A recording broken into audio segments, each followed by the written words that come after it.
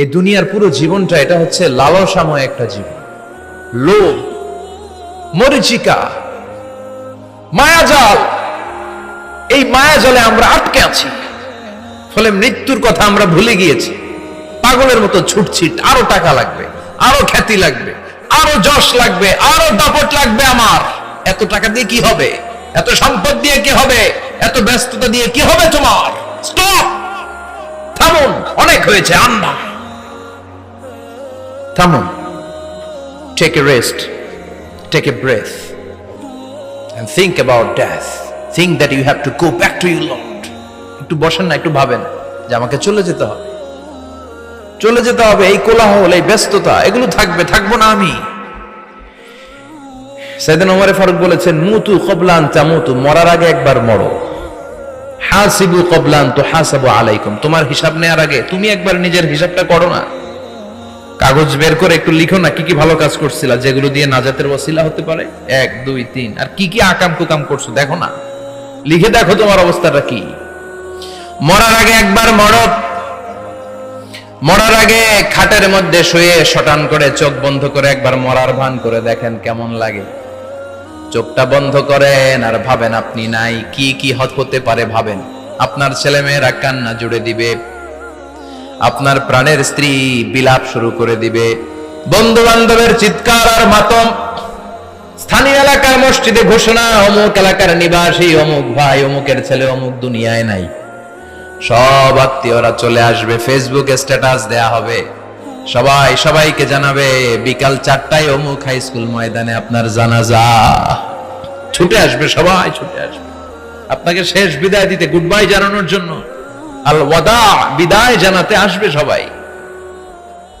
4 তাকবীর দিয়ে আপনার জানাজা হবে, অশ্রুসিক্ত জানাজায় আপনার বিদায় হবে। কাঠের খাটিয়ার মধ্যে করে কাঁধে তুলে আপনারে কবরে নেওয়া হবে। আগে থেকে খুঁড়ে রাখা কবরটার মধ্যে আপনারে বিছিয়ে দেয়া হবে। বাঁশের কচি দিয়ে তার উপরে মাটির চাপা দিয়ে সব চলে যাবে। ভাবেন না একবার চোখ বন্ধ করে, this is the circle of life, this is the nature of life. এটা সবার হবে, আমার হবে, আপনার হবে। এত মায়া, এত ভালোবাসা কই যাবে? কেউ থাকবে না, সবাই আপনার অন্ধকার কবরে রেখে দিয়ে চলে আসবে। উপরে বাঁশের কঞ্চি, তার উপরে মাটির চাপা, অন্ধকার আর অন্ধকার। এই অন্ধকার যেন শেষ হতে চায় না, শুধুই অন্ধকার, ঠিক কিনা? এজন্য আমাদের চলে যেতে হবে। দাদা গেল, চাচা গেল, মামা গেল, আমাদেরকেও যেতে হবে, জোরে কোন ঠিক কিনা? একদিন মাটির ভেতরে হবে ঘরে মন আমার, কেন বন্ধ দালান ঘর, প্রাণ পাখি উড়ে যাবে পিঞ্জর ছেড়ে।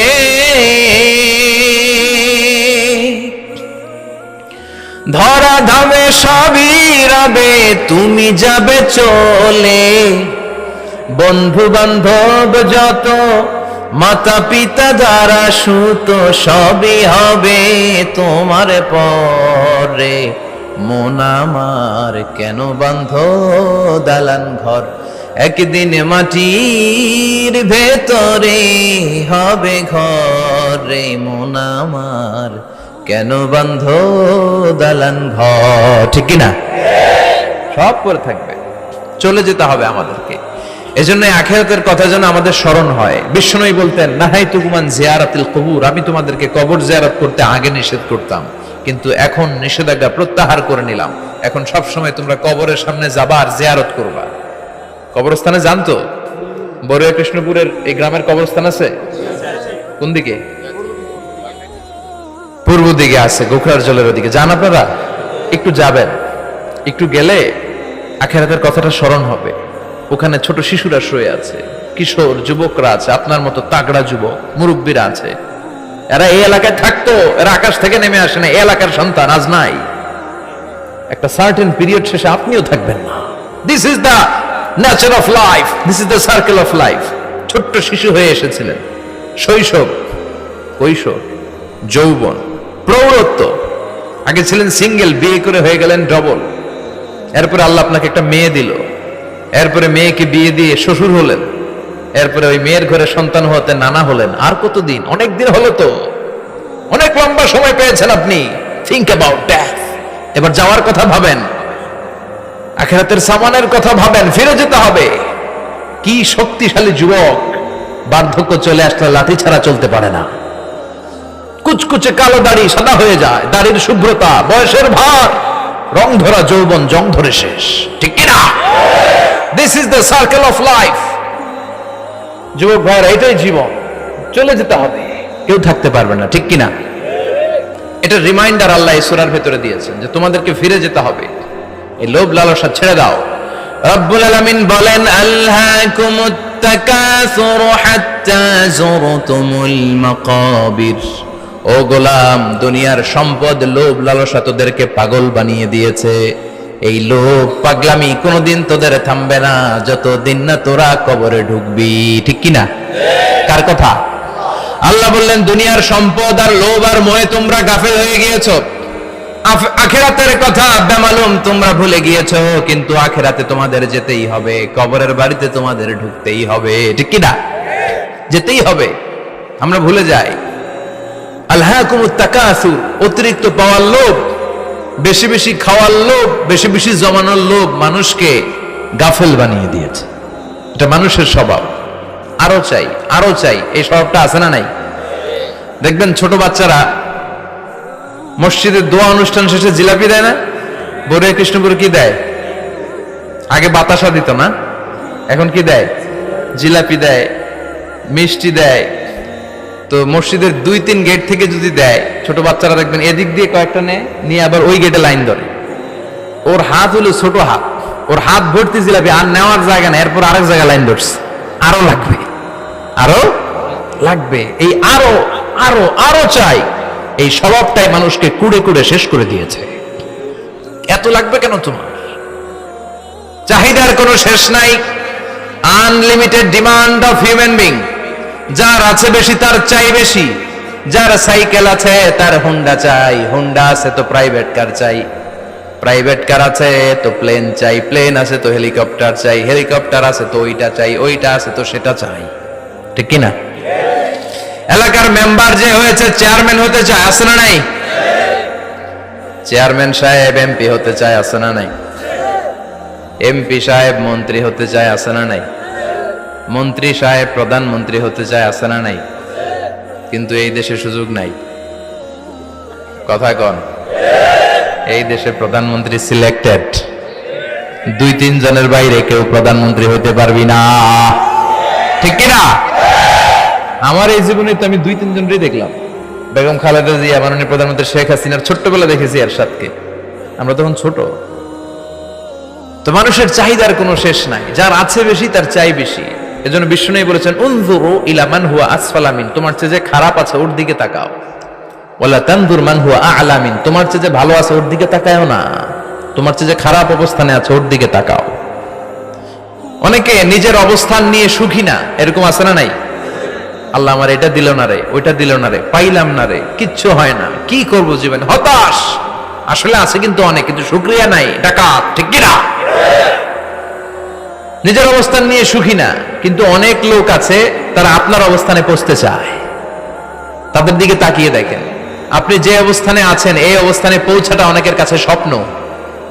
তারা প্রতিনিয়ত সংগ্রাম আর স্ট্রাগল করে যাচ্ছে আপনার অবস্থানে পৌঁছতে, আর আপনি এটা নিয়ে সন্তুষ্ট না। শেখ সাদির নাম শুনেছেন? বালাগাল উলা কাশাফাত দুজা, এই কবিতাটার রচয়িতা ইরানের বিখ্যাত এক কবি। উনি একবার আর্থিক সমস্যার মধ্যে দিয়ে সময় কাটাচ্ছেন, টাকা নাই, পয়সা নাই, পায়ে দেওয়ার মতো জুতা নাই। উনি খুব দুঃখ পেলেন, হায় রে, আমি ইরানের এত বড় কবি, আমার পায়ে দেওয়ার মতো জুতা নাই। দুঃখ ভরা মন নিয়ে রাস্তায় হাঁটতে বেরোলেন। হাঁটতে হাঁটতে হঠাৎ দেখলেন একটা লোক শুয়ে শুয়ে কাঁদছে, ওই লোকটার 2টা পাই নাই, পাই নাই। উনি সেজদায় পড়ে গেলেন, আল্লাহর কাছে ক্ষমা চাইলেন, আল্লাহ অনেক দিয়েছো, শুকর আলহামদুলিল্লাহ। এজন্য যেই পরিস্থিতিতেই থাকি না কেন আমরা কি পড়বো? জোরে বলেন, কি পড়বো? এজন্য কানাতু মিনাল ইসলাম, অল্পে তুষ্ট থাকার নাম হলো ইসলাম।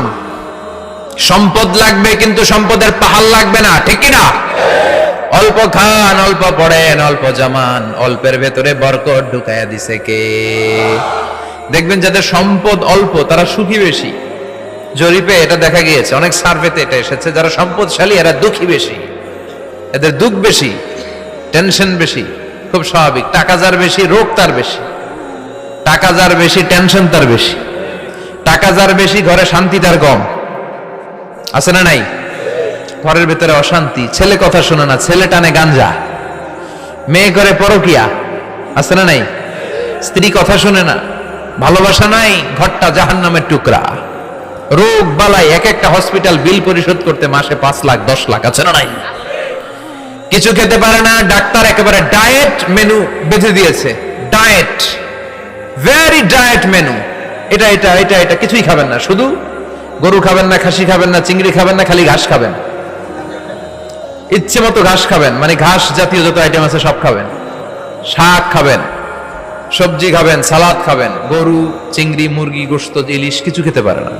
তাহলে রোগ বেশি, খাওয়ার মজা নাই, ঘরে সাংসারিক শান্তি নাই, খালি ব্যারাম আর ব্যারাম। ঠিক কিনা? কিন্তু সম্পদের পাহাড় ঘটেছে।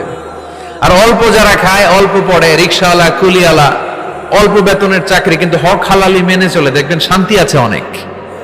হ্যাঁ, বাসা ভাড়া দেয়, ফ্যামিলি চালায়, বাচ্চাদের স্কুল বিল, এরপরও মাস শেষে 1-2 হাজার টাকা হাতে থেকে যায়। আরো প্রতি মাসে 10 কোটি টাকা ইনকাম, তারপরও ব্যাংকের ঋণ আছে না নাই? সুখ কারে বলে? কিভাবে আপনি সুখকে ডিফাইন করবেন? সুখ তো টাকায় কিনা যায় না। শান্তি টাকা দিয়ে হয় না, শান্তি দেওয়ার মালিক কে? শান্তি আছে অল্প খেয়ে শুকর করার মধ্যে, শান্তি আছে আলহামদুলিল্লাহর মধ্যে। চিল্লায় বলেন ঠিক কিনা? এজন্য অল্প খাবো, অল্প পড়বো, অল্প জামাবো, অল্পের ভেতরে বরকত দিয়েছে কে? দেখেন, ধনী ভাইরা খেতে পারে না, কিন্তু রিকশালার কি সমস্যা হয়? রিকশালারা সব খেতে পারে। কুলিওয়ালা, দিনমজুর, এরা একেবারে স্লিম, সুঠাম দেহি, মেদহীন পেট, পেটে কোনো মেদ নাই, ভুড়ি নাই। আর কোটিপতিদের মেদ আছে না নাই? এত বড় বড় পেট। ঠিক কিনা? আমাদেরও পেট আছে, তবে হালাল পেট। এটা হারাম টাকা দিয়ে এই ভুড়ি বানাই নাই আমরা। ছিলে বলেন ঠিক কিনা?